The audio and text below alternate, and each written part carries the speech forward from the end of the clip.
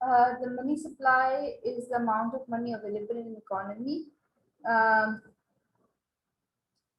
a detailed explanation of how central bank control the money supply raise issue that would take us too far afield at this point. So we defer that discussion from in chapter 14 to grasp all the basic idea. However, let's consider a simple hypothetical situation in which the only form of money is currency. In this case, to increase the money supply, the central bank needs only to increase amount of currency in circulation. How can it do so? One way is that which is close to what happened in practice. That is for the central bank to use newly minted currency to buy financial assets such as government bonds from the public.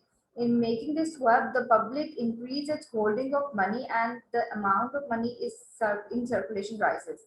When the central bank use money to purchase government bonds from the public, thus raising the money supply.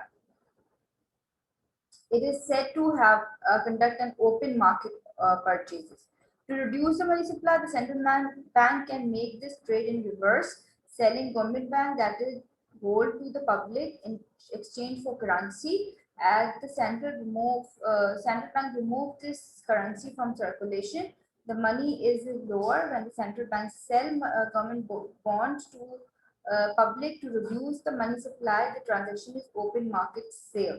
Open market of purchase and sales together are called open market operation, right?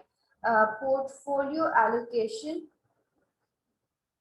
and the demand for assets depend on the expected return of an asset, risk, liquidity, assets demand, etc. Right?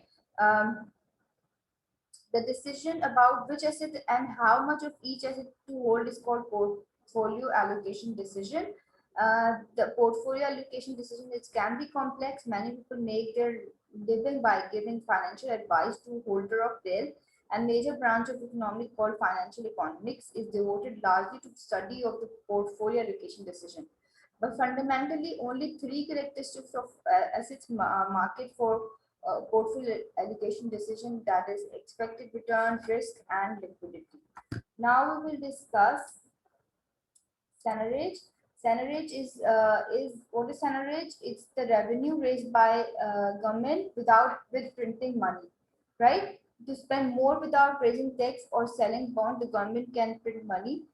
This process is known as seigniorage. Printing money to raise revenue causes inflation. It will later cause you inflation. Inflation is like a tax on people who hold money.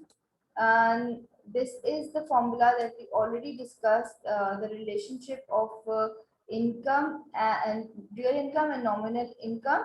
Um,